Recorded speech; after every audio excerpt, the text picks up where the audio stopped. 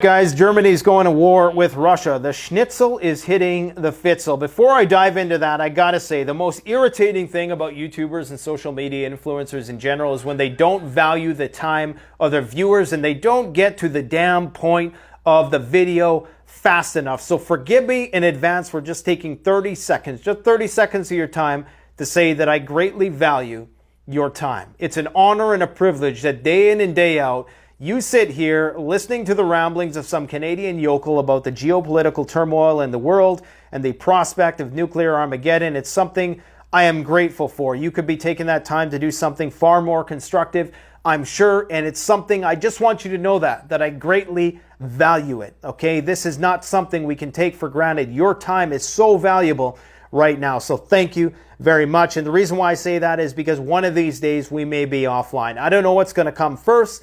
Cancellation or the apocalypse, electromagnetic pulse, or I fall out a window. One of these things is going to happen first, okay? Let's hope that it's neither of those things and we live happily ever after in an artificial intelligence-induced utopia, but it's doubtful at this point. Here we go, guys. This is the synopsis of what we're going to talk about today, then we'll get into the nitty-gritty details. Germany deploying 4,000 troops near the Russian border, Kaliningrad in particular. The Ruskies are not going to like that. That's why the new phrase is the schnitzel is hitting the fitzel. And that's not funny because people's lives are at stake. People are dying every day. So not to be facetious, but just as a coping strategy to get through from day to day, it's the schnitzel hitting the fitzel. Already they have 1,500 troops there and they can deploy 5,000 more in 10 days in an emergent situation if the Baltic states are attacked. NATO is also expanding its rapid response force from 13 to 30,000. Putin gave another speech today. Apparently it was cryptic in some people's minds. We're going to talk about what some of the double meanings were with respect to what he said. We have NATO exercise underway in Lithuania. Why is Lithuania such a hotbed of activity in the coming weeks? Well, you have the NATO Vilnius summit coming. You have Belarus, who's a stone's throw away from there, who now has nuclear weapons and mercs.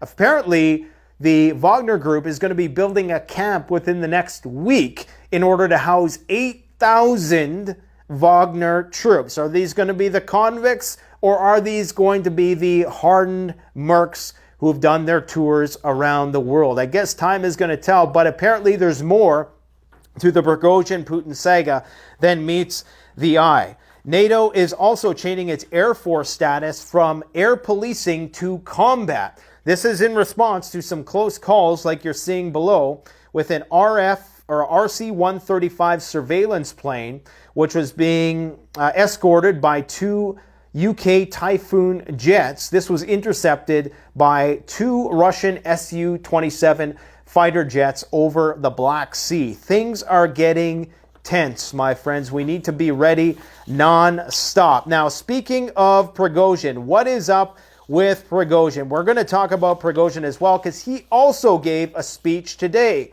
Now, the big news, once again, is that Zelensky continues running on and droning on about this nuclear incident that is coming at the Zaporozhye nuclear power plant.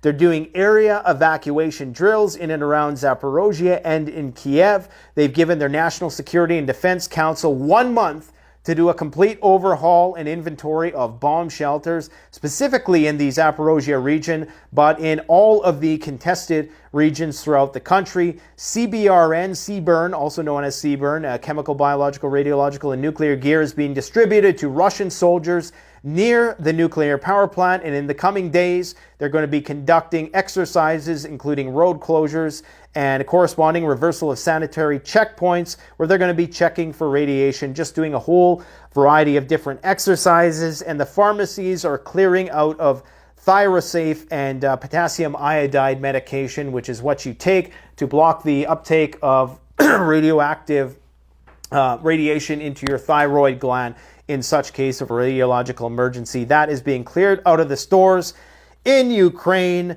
Alexei Arestovich, who's a part of the Ukrainian government, has said that they can build a nuclear weapon in a short period of time and that they either need security guarantees from NATO or they're going to build a nuke. How are they going to build a nuke? Well, they need fissionable materials. Ukraine does have nuclear power plants. In fact, they could easily build a nuclear weapon. The only thing preventing them from doing this is the oversight and the auditing of the International Atomic Energy Agency. As far as I know, apparently the FSB, that is the Russian intelligence service, claims that they did a bust just a few days ago of some Ukrainians who are trying to purchase cesium-137 in order to make a nuclear weapon. That's Russian state-sponsored media, just giving you both sides of the story, okay? Come July 11th, I believe, that's when the Vilnius summit starts, we are going to know finally once and for all whether or not NATO is going to give security guarantees to Ukraine. It is looking very much like NATO is going to war with Russia. I repeat, NATO is about to go to war with Russia. We all need to understand what this means. I am not being dramatic at all. If you have not been witnessing the videos of the front line footage of not only Ukrainian soldiers, but soldiers and mercenaries from all over the world fighting in this massive East versus West conflict, it is coming to our borders and it is coming fast. Understand that all of the signs are there for people to see. Thousands of data points point towards imminent escalation. Imminent in the sense is it days, weeks, months. Eventually, NATO is going to reach a point where it's looking across and it can see Russian soldiers on the horizon. And when that point comes, you better make sure you have everything squared away. Pray that it doesn't happen in the next week. Pray that it doesn't happen in the next month or even next year so that you have time.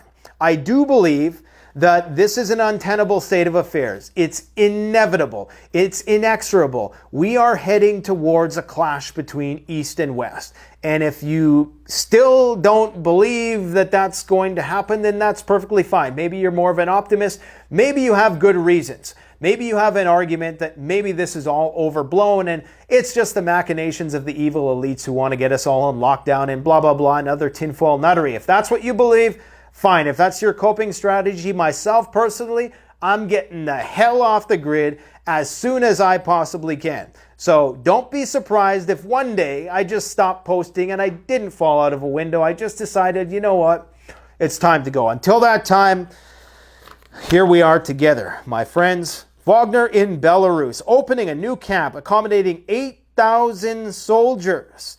Apparently, this is going to be completed by Tuesday afternoon. The first camp is being built in the Osipovichi, I totally butchered that, Mogilev region, 200 kilometers from the border with Ukraine. A 2-hour drive the way the crow flies. Belarus, it should be known, has also recently done mobilization exercises because they are concerned that the surrounding countries are plotting some sort of terrorist attacks or coup inside their country. Okay, so things are escalating. The war is about to expand.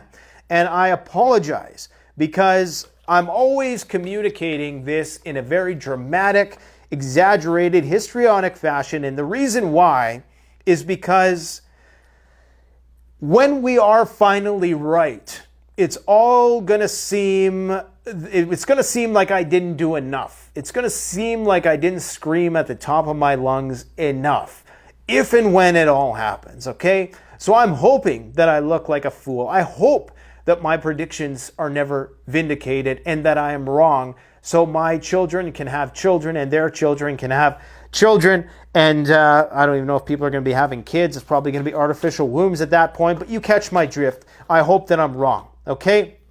Latvia has suspended all visas to Russians, so no more Russians traveling into Latvia. That's a sign that war cometh. Prigozhin is making another speech. He claims that it never was a coup. In fact, the purpose was to alert the Kremlin to the severity of the situation on the front over concerns that Kiev was planning some nuclear provocation. Now, I will say, in spite of the fact that I think Prigozhin is very stupid for what he did, from the Russians' point of view, I mean, why would you do something that was so incredibly divisive and almost resulted in massive civil unrest that indeed would have been exploited by Ukraine and its NATO allies? Why would you do something so incredibly stupid? So it leads me to believe that this guy has absolutely no political sense about him whatsoever, even though he is really just the face of the Wagner. He's not in commanding control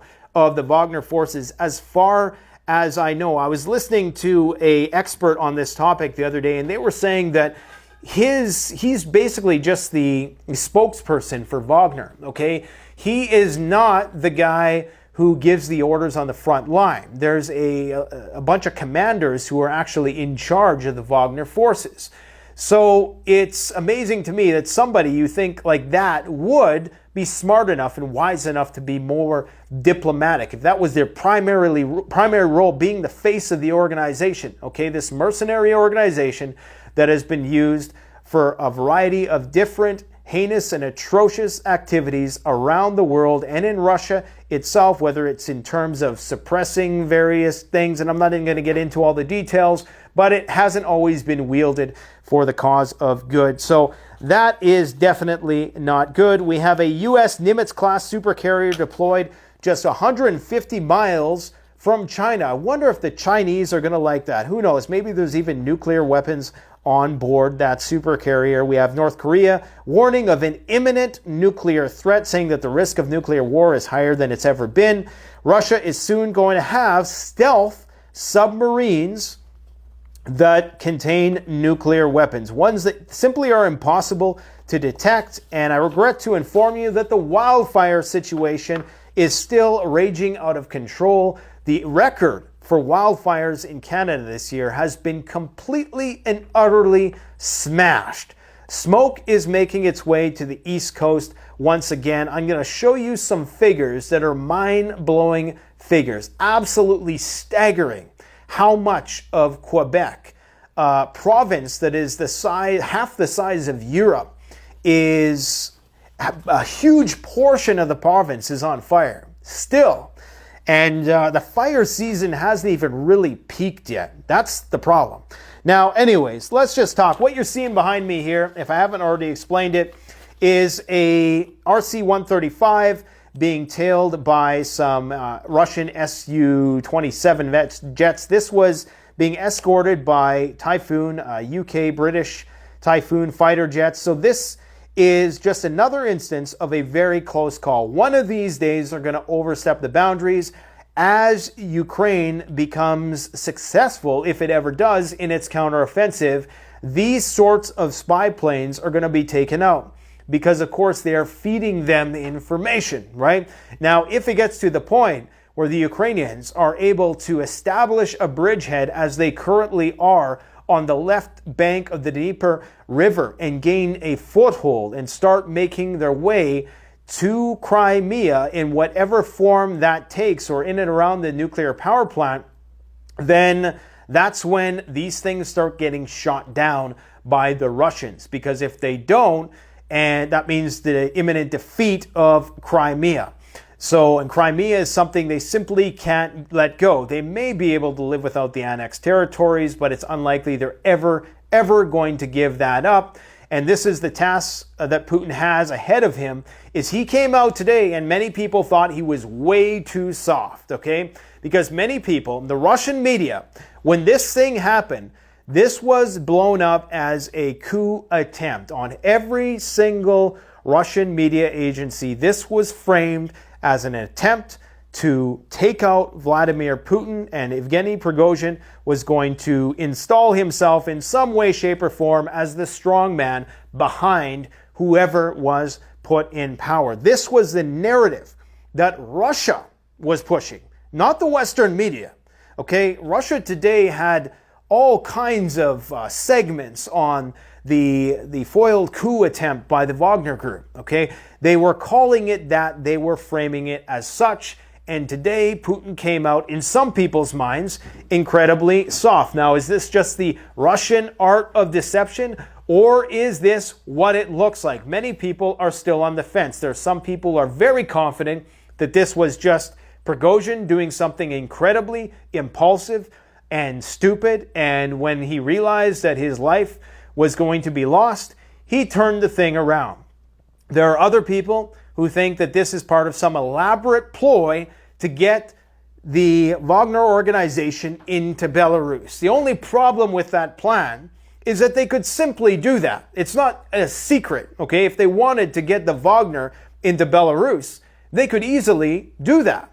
There would be no problems in them doing that, because the Wagner organization, which is a mercenary organization, very similar to the Foreign Legion in that it has an allegiance to Russia, but it cannot legally operate inside Russia itself, okay?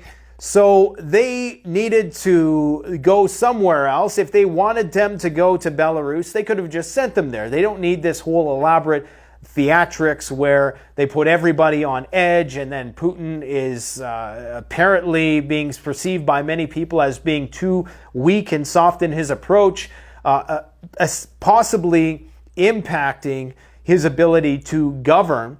Now, some people will say, well, yeah, and then this is what I said on the first day. I was the first one to say that this whole thing was just to consolidate Russian power, okay? Now, that definitely is a positive side effect from a hardliner war hawk perspective, is that indeed this is one more step towards total full-blown mobilization. Now, I'm not in Russia, so I don't know what the sentiment of people is on the street. But you could see that there was at least some people who were welcoming the Wagner forces. These guys are kind of like rock stars. That iconic image, if you're in Russia, of the guy holding the flag in Bakhmut with the dust settling in the distance. That is something, that was a moment for Russians. Okay, and so these guys are like rock stars. So when they have a grievance, like Prigozhin says, a protest with the Russian Ministry of Defense, who they claim are incompetent, and let's face it, when you look at how this thing has played out, if it's not incompetence, then it has to be 4D chess at the expense of a lot of human life, because they've made a lot of mistakes. You know, whether it was the 40-mile columns that went into Kiev and were blown out of the water, or blown off the roads, I should say, at the beginning of this whole thing, so many military operations that were botched, the failed logistics, and just the lack of leadership from the top down. People are getting fed up. And if there ever was a time to declare total war, if there ever was a time to fully mobilize, to create a massive draft, to take the country to war, this was the time. The only reason why they're probably not doing that is they don't want to lose investor confidence. And this is the only reason I can possibly think is the macroeconomic implications. It might not be good for the Russian ruble in the short term. Maybe in the long term, it's very good if they win. It might not be good for the Russian stock market. It might not be good for the Russian economy, a nation which is fully mobilized for war. For some aspects of the economy, for other aspects, it's going to be great, because you need a lot of bullets. You need a lot of Rosie the Riveters working in factories when you're in war mobilization mode. And it appears as though the calls for Putin to be more hardline, to get more aggressive, are escalating in Russia. And like I said, the last thing you want is civil war on Russia, because that increases the likelihood of nuclear Armageddon tenfold. If Prigozhin was to have succeeded in starting a war with the Chechens and the Wagner Group and the rest of the Russian military who supported Putin, that would have been absolutely devastating. They would have lost the war. NATO would have moved in. The counteroffensive, the real one, would have started.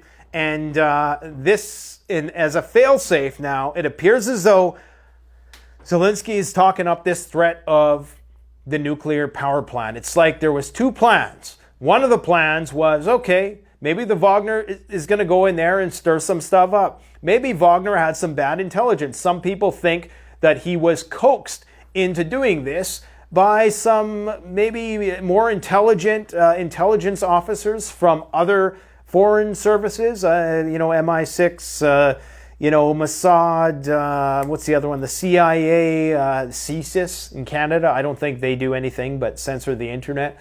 But you catch my drift. Maybe people far smarter than him told him that, hey, you know, there's a chance you can do this. Or maybe somebody's whispering in his ear. You know, he seems like the kind of guy, if you were to, you could easily rile him up and he would start saying and doing very impulsive things. So maybe this is what happened. Maybe he had bad intel. But the intel was pretty good. It was pretty successful, with the exception of a few lives lost, not to make light of that. But all in all, he had a clear and open path to Moscow, which would have only seen a limited amount of human life lost. But as soon as he heard the Kadyrov and friends were en route, that's when he turned around. This is why I've said all along, it's a genius strategy of Putin to have all of these different factions of your military triangulated and fighting with one another. Authoritarian pro tip number one: don't just have one general who can stab you in the back. Don't just have two, but have 3 or 4 separate cliques in your military, okay, who can keep the others in control. They call that synoptical surveillance. Now, what else do we have to talk about today? Did I show you guys the photometer? It is off the charts. It's at 92 today. And it's the result of the fact that Germany's sending 4,000 troops to the border of Kaliningrad, and the markets don't know what to do with themselves with this whole Russia situation, because the markets are starting to realize, the markets are finally realizing that World War III is on the horizon. And this is when things get very, very precarious. And the only thing that I think is a safe bet at this point in time is the things that are value stocks. Like oil. Oil is predicted, if we make it to 2045, it's going to surge. Demand is going to surge by 23%. We know that the production is likely going to be less when that time comes, meaning that, hey, that's a safe bet right now. Oil is cheap, as are the oil stocks. Now, here's what Wagner wants to do. Or here is what some of the conspiracy guys are saying. So they're saying that a part of this, I think they're calling this the Surovikin plan. Maybe this was a plan cooked up by General Armageddon, I don't know. But that they would enter from Belarus from the north. I wish I had a clear map for you here, okay? So this is Ukraine, just for people who maybe don't understand the geography of this that well. And I'm not a geographical expert. This is Belarus. The idea is, this is Kiev. This is where all the Ukrainian troops are. This is where, you know, Poland is, and they send all the stuff into Ukraine from this direction. So if this is where the Ukrainians are fighting, and they keep lobbing missiles to here, they can get to Lviv with missiles, but the accuracy is a little less so, because it's obviously further away, even though they can shoot from Belarus. But still, it's ideally you would cut off supplies. Okay, so you would make this into a rump state of sorts, where it was completely cut off from the West, and the only way it could get stuff in is if it was flown in. So the idea is, you, instead of taking Kiev, because they don't have the manpower to do that, Wagner was not sent there for the purpose of taking out Kiev. Maybe spearheading some sort of offensive at some point in time, but they would need hundreds of thousands of troops for that. I'm not a military person, but based on what they did in Bakhmut and other places in this type of modern warfare, you need a lot of guys to hold a city like down. And let's face it, if they did that, that city would be completely and utterly destroyed. So let's hope it doesn't come to that. What they want to do is they want to cut off all the supply lines, okay? And so there's actually specific towns that they would go into, like Kovel. They would go into Kovel, cut down here, Kovel, Lutsk, and then Lviv. And I mean, Lviv in itself is a huge city. The idea that they would be able to take this city is very unlikely, because there's incredibly pro-Western. You see, in the in the eastern part of Ukraine, there's a lot of Russian-speaking, very pro-Russian people in that part. So if they take it over there, the risk of insurgency is lower. But if they were to do something in Lviv, there'd just be constant guerrilla warfare. They're never going to give this up. And of course, Poland would get involved. NATO would get involved if that happened, undoubtedly. So what they probably want to do is maybe cut it in half, maybe not go to Lviv, bypass Lviv, set up some sort of line here or whatever it is they're going to do, and cut their way down to Transnistria, which is part of Moldova here. And anyways, there's lots of great war channels that break down what possible plans may come.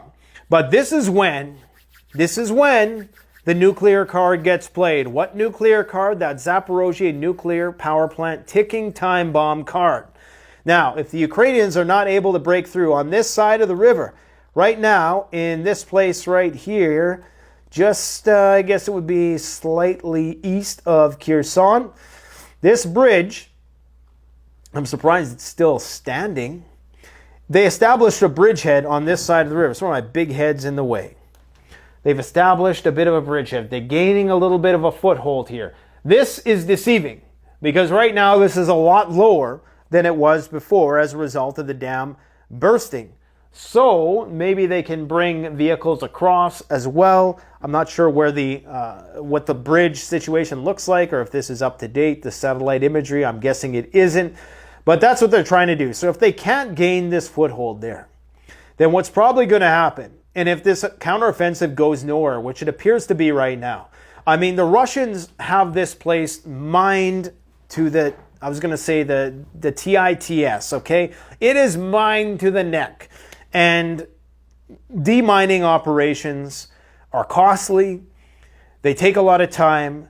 They're very high risk, and there's some horrifying videos that have been released of just showing you the proximity of these mines.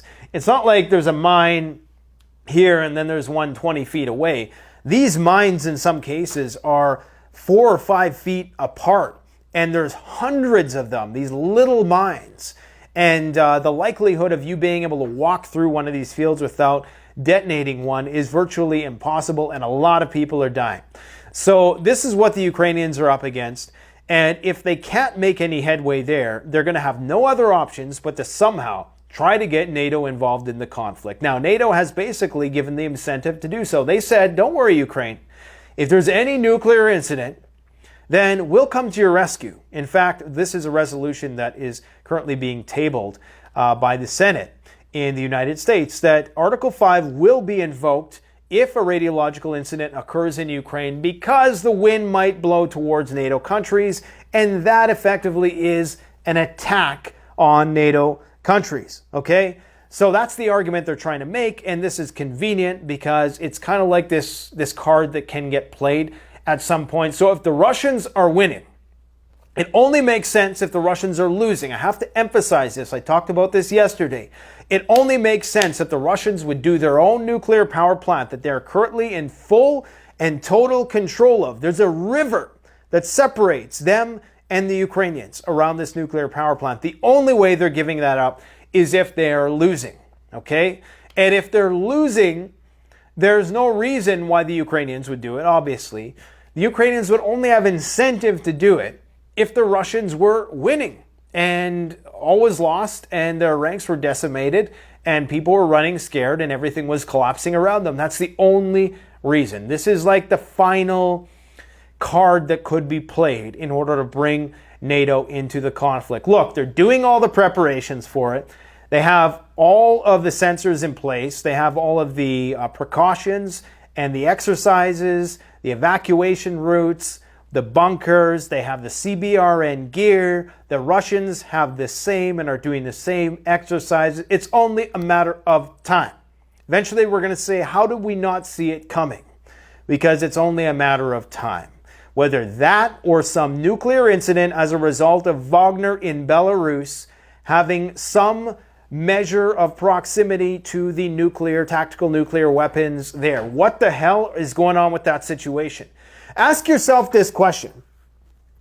What the hell is Putin thinking? Look, Putin has complete control over Lukashenko. The only reason why Lukashenko's in power is because Vladimir Putin has his back.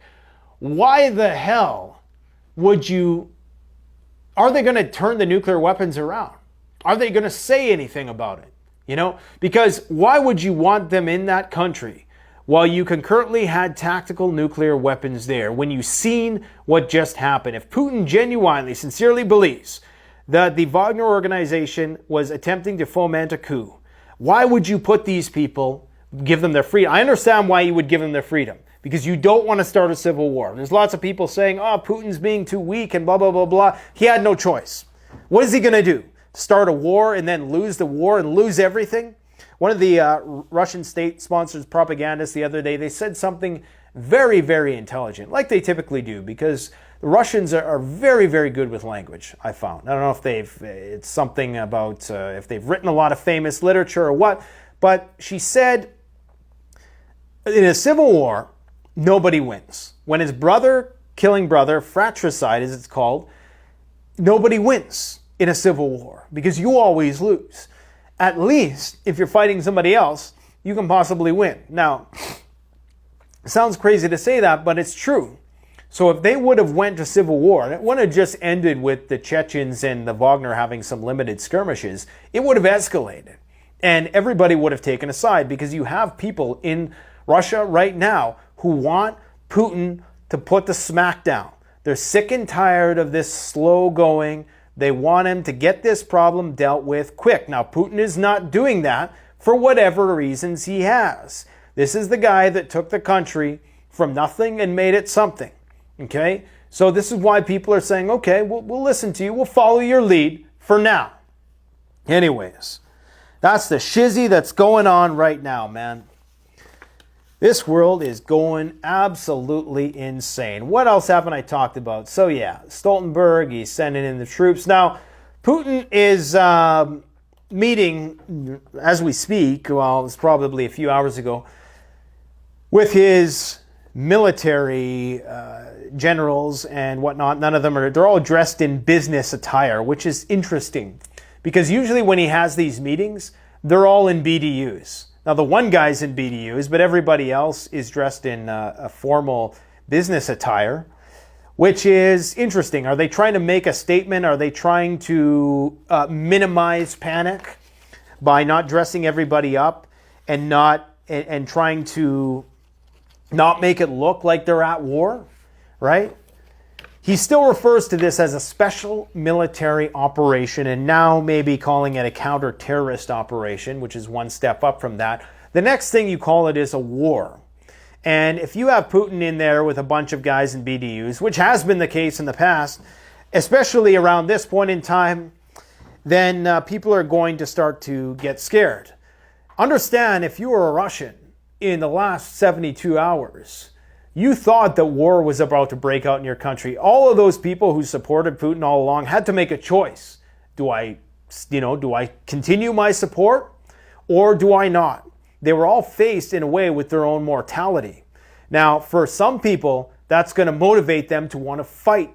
For others, it's going to motivate them to want to flight. You're going to see more brain drain. You're going to see people wanting to leave the country. Maybe that's what Putin is concerned about, the economic implications.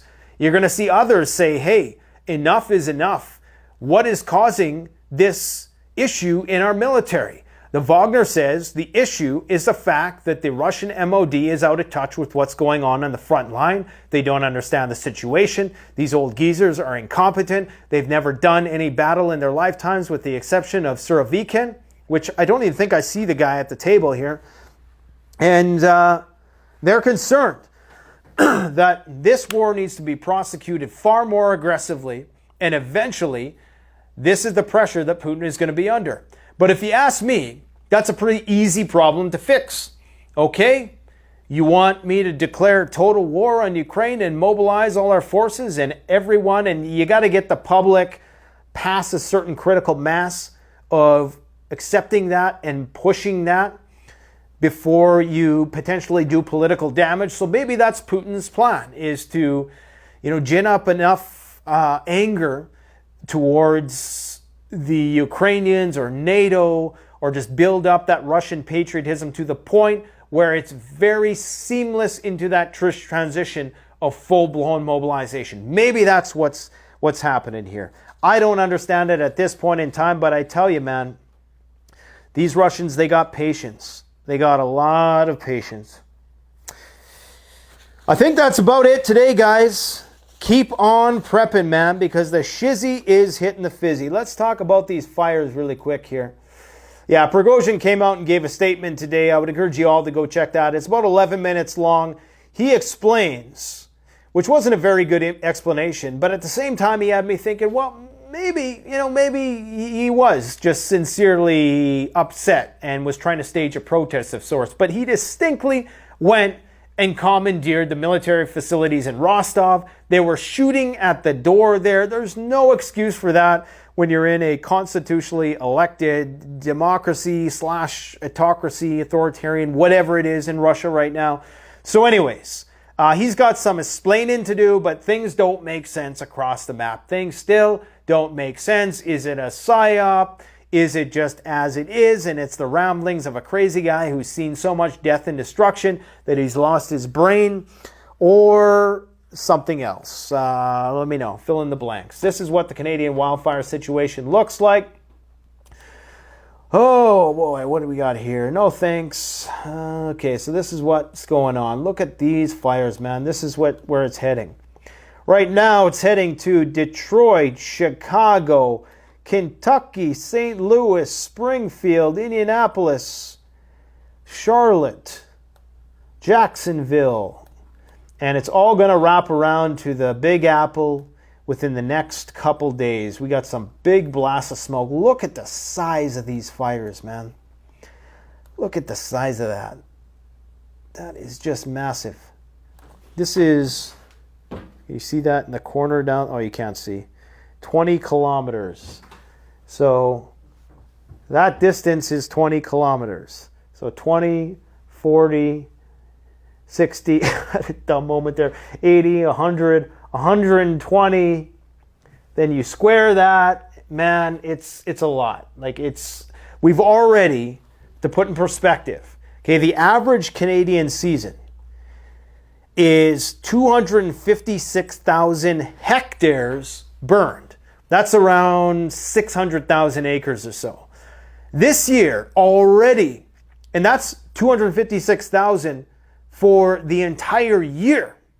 We have already, and we're only not even halfway through the season yet. The season can go all the way into October, okay? We've already burned, get this, 6 million hectares. And the fires are still raging. 6 million hectares, that's like 14.5 million acres burned. Man, the boreal forest is vast. 14 million, and we are only halfway through. This could be, this is going to be a barn burner of a year, to put it in perspective. This is going to be crazy, man. All I can say is, my friends, we're living in the age of consequences.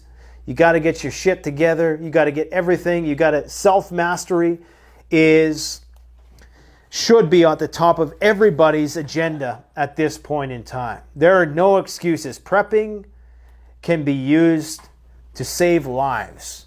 There's no better reason to prepare than to ensure, or to improve your life, than to ensure that if things get bad, which they will get bad, SHTF is coming to a theater near you soon. It won't be televised. When it comes to you, you're going to want to be ready. You're going to want to be the best possible version of yourself you can be, physically, emotionally, financially, and even for those of you who like this, spiritually. Okay, I'm agnostic, means I don't know. I'm a scientist, okay? That means I don't know, I know what I don't know. This is all speculation, a lot of my theories about what's coming, but it's informed speculation. But what I can say is you got to get your mind right in all those ways, man, because you're going to be kicking yourself if it comes down to the point where your children are people you love. And this is a good way of looking at it, okay? Think about it this way. You may not want to do it for yourself, but ask yourself, is there somebody you love who, if things went south, that you would need to be in the best possible position you could be in to help? I don't care if that's a mother, a grandmother, children, cousins, a friend, anybody you love in your life. Maybe you're a person, you don't have any children. Maybe you don't have many friends. But man, you just want to do something good for your community. You want to be that person who's going to take care of people when the time comes. Do it for them, okay? And remember that prepping isn't just about squirreling things away and not living your life. It is all about self-mastery. This is just like a martial art. It's exactly like a martial art. You may never get into a fight for your entire life, but ask any black belt who's trained day in and day out, who has, by some people's standards, wasted thousands of hours in their life training for this fight that never may come. Ask them if they thought it was a waste. They'll say, hell no. They got a lot out of it. They got peace of mind. They got discipline. They were a better person in other aspects of their lives. They were content. And again, do it for yourself. I get constant questions about people around me just don't get it. I try to wake up my family, then shut up about it. Okay? This is about you. You can't control what other people can do. In fact, it's much better if they see you doing something and you're kind of quiet about it. Not in the sense that they're worried that you're going to do something stupid, because that can happen too. Why is Buddy stockpiling all this stuff? And, might get some Ted Kaczynski vibes.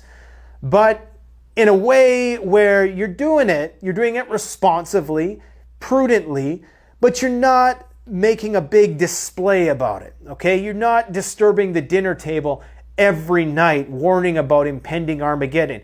You're just doing it. You're doing it in a way that is measured. You're still going out. You're having fun with their life. And they see you somewhat preoccupied with what's going on in the world. That's going to motivate the hell out of them.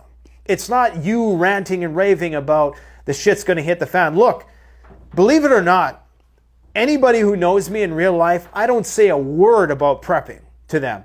Not because I'm worried about, they're going to come to my house when the shizzy hits the fizzy. Look, man, I'm pretty much screwed.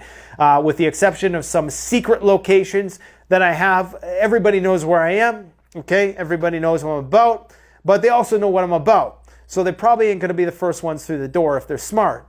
But what I'm saying is that people will respond better if you're not so forward about things. If you just kind of do it tangentially, if it's in the periphery of your focus, so to speak, and they say, this guy is smart enough not to be all dramatic about stuff like Canadian Prepper is, but he appears to be prepping, or he appears to be interested in this preparedness thing, but he's also going about life as normal. That's something I respect. Right? They're not going to respect some ranting, raving madman who's going on every day about how the Russians are about to nuke us. Okay? So there's a way to do this in a way that is responsible and is going to yield the best results. And really, at the end of the day, this is about you. You cannot and will not change people. People have to kind of come to the conclusion that their own well-being is their responsibility on their own. How they get there is going to be different for every person. Okay, for me, it was through the path of realizing how vulnerable I was as we became more technologically dependent. I asked myself one night, I said, if the grid went down today, how long could I survive? And the answer was not very long. That motivated me, that motivated the hell out of me to be the absolute best man I can possibly be for my family, for my children, for everybody else around me. And if you ask any of my family members, I don't say a word about prepping. I never talk about it. The only time I talk about it is, if I'm going to go to the gun range, or, I'm very quiet about it because I don't want to burden them with that. They need to come to that conclusion on their own. Okay? And then that way it's their responsibility too, because as Praxis Prepper identified on the channel a couple weeks ago, if people are just motivated by fear, that's only going to get you so much gas in the tank. Fear is an essential motivating factor, okay? It's what you need to start. It's the spark. It's like the kindling of interest in preparedness. You need tinder, you need an ignition, and you need kindling to get the fire going. It's the fire under your ass to get going. But it's not what's going to fuel the fire long term. There needs to be an end goal. there needs to be an understanding that the life of preparedness and self-reliance and self-mastery is one that is good and valuable, and it can be enjoyable, and it's not something which has to come at the expense of something else. So just consider that. That's all I got for you today. The best way to support the channel, CanadianPreparedness.com, or like, comment, and share the video. Thanks for watching, guys. Take care.